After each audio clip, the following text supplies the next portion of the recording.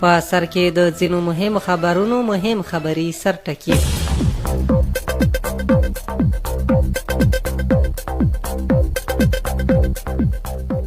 نړیوالې ټولنې له افغانستان سره د څه باندې 1 میلیارد ډالرو مرستې ژمنه وکړه. امریکا وایي افغانستان نور د لومړۍ درجې ګواښونو په لیست کې نه دی. چین له افغانستان سره د نړیوالې ټولنې د مرستو هرکلی وکړ. او له هېواده بهر خبرونو کې به واورئ چې وزیرستان کې ځانمرګي برید 15 پاکستاني پوځیانو ته مرګ ژوبله اړولې. او په امریکا کې په مسجد برید کوونکی په 53 کالونو بند محکوم شو. نړیوالې ټولنې له افغانستان سره د څه باندې 1 میلیارد ډالرو مرستو ژمنه وکړه. نړیوالې ټولنې په جنیوا کې له افغانستان سره د بشري مرستو راټولولو په موخه جوړ شوي کنفرانس کې له افغانستان سره د څه باندې 1 میلیارد ډالرو بشري مرستو ژمنه وکړه. دغه څرګندونې د ملګرو ملتونو عمومي منشي انټوني ګوتریش تېره ورځ خبریالانو ته وکړې. ویل چې د ژمنې تر هغو ډیرې دي چې ملګرو ملتونو یې غوښتنه کړې وه.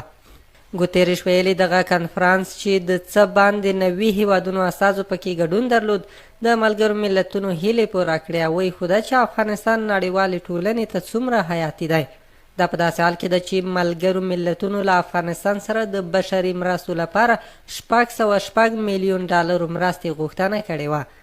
د طالبانو د فرهنګي کمیسیون مراسل احمد الله وثیق په خپله ټویټر پاڼه کې لیکلي چې په یاد کنفرانس کې جاپان 200 میلیون ډالر، د امریکا متحده ایالتونو 480 میلیون ډالر، فرانسې 100 میلیونه یورو، جرمني 15 میلیونه یورو او ملګرو ملتونو د 20 میلیونه ډالرو مرستې اعلان کړی. وروسته له هغه چې طالبانو د زمري په 24مه کابل ونیو، په افغانستان کې اقتصادي چارې ټکنۍ او د بشري بحران په اړه اندېښنې راولاړې شوې. د ملګرو ملتونو د پرمختیایي پروګرام وروستۍ څېړنه ښیي که بیړنۍ مرستې ونه شي د افغانستان 90 سلنه نفوس به د کال تر نیمایي له فقر او ناچرۍ سره مخامخ شي، ځکه چې له یوې خوا په افغانستان کې وچکالي ده او بل پلوه په دغه هېواد کې د خوراکي توکو او نغدو پیسو کمښت رامنځته شوی دی. امریکا وایي افغانستان نور د لومړۍ درجې ګواښونو په لیست کې نه دی. امریکا وایي له دې وروسته افغانستان د دوی ملي امنیت ته د متوجه خطرونو د لیست په سر کې نه دی. د امریکا د ملي اطلاعاتو مدیرې اورین الهینز په تازه څرګندونو کې ویلي له دې وروسته افغانستان نه بلکې ځینې نور هیوادونه د امریکا ملي امنیت ته خطر دي. د نوموړې په خبره اوس لومړۍ درجه خطر د امریکا او نړۍ لپاره داعش ډله ده چې د تصور پر خلاف په افغانستان کې هومره نه خو په یمن، سومالیې، عراق او سوریه کې فعالیت لري. هغې زیاته کړې امریکا به له دې وروسته پر دغه خطرونو تمرکز وکړي او هڅه به کوي خپل ملي امنیت ته متوجه خطرونه له منځه یوسي.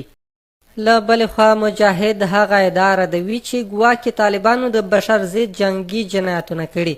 د طالبان وایي ذبیح الله مجاهد د بشر حقونو د څار سازمان هغه راپور ردوي چې وایي ګنې طالبانو په ځینو سیمو کې د بشر ضد جنګي جنایتونه ترسره کړي. پرون د بشري حقونو د څار سازمان ویلي و چې طالبانو په افغانستان کې د تیرو څو میاشتو پوځي پرمختګونو پر مهال پنجشیر او ځینو نورو ولایتونو کې د بشر ضد او جنګي جنایتونه ترسره کړي دي. د لیکلي چې یاد سازمان باید د غلطو معلوماتو ښکار نشي او پر اساس یې دا ډول ناسم راپور جوړ نه کړي. مجاهد د بشر حقونو د څار له سازمان څخه غوښتي چې سیمې له نږدې وګوري او حقایق ځان ته معلوم کړي. له بلې خوا چین له افغانستان سره د نړیوالې ټولنې د مرستو هرکلی وکړ. په ملګرو ملتونو کې د چین تلپاتې استازي له افغانستان سره د دغه سازمان د اعلان شوو بشري مرستو ملاتړ او هرکلی کړی دی. د چینایي رسنیو د معلوماتو له مخې د چین استازي د افغانستان په تړاو د ملګرو ملتونو سازمان پرونۍ غونډې ته ویلي چې دوی له افغانستان سره د نړیوالو د مرستو هرکلی کوي او په وینا یې دا څه به د دې لامل شي چې په افغانستان کې امن رامنځته شي او د بشري ناورین مخه ونیول شي. هغه زیاته کړې چې هیواد یې تل د افغانستان د خپلواکۍ ته درناوی کوي، د یاد هیواد په کورنیو چارو کې لاسوهنه نه کوي او له افغانانو سره د ملګرتیا سیاست خپل کړی دی. د په وینا چین هوډ لري چې ژر تر ژره د 200 میلیونه یوان په ارزښت افغانستان ته طبي توکي، واکسین او نور لازم درمل واستوي. نوموړي همدارنګه ویلي چې په لومړي پړاو کې به 3 میلیونه ډوزه د کرونا واکسین افغانستان ته ولېږي او تر دې وروسته به په نورو برخو کې هم افغانستان لاسنیوی وکړي. د چین هیواد د استازي په اوسني وخت کې له افغانستان سره د نړیوالې ټولنې پر لا ډیرو مرستو ټینګار کړی دی. که څه هم تازه نړیوالې ټولنې له افغانستان سره د میلیونونو ډالرو مرستې خبر ورکړی، خو هیوادوال بیا ټینګار کوي چې دغه مرستې د پر اړمنو خلکو وویشل شي څو د بشري ناورین مخه ونیول شي. د طالبانو د سیاسي دفتر ویان محمد نعیم ویلي چې دوی د القاعده مشر ایمن الظواهري ته پناه نه ده ورکړې او په خبره یې دا خبرونه دروغ دي چې ګوندې د القاعده رهبر ایمن الظواهري په افغانستان کې دی.